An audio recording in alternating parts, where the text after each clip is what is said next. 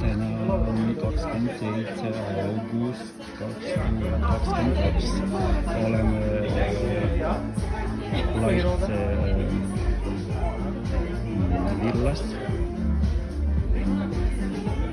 ja joonistame 5 tundi klassikalise paketi raames mustvalged šarže ja portreed.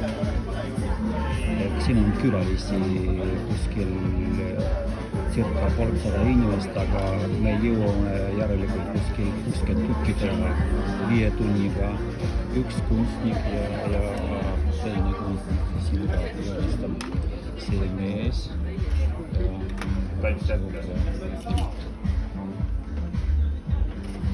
Inimesed seistavad järjekorras ja tuleb natukene kaua aega, aga pole olnud niimoodi.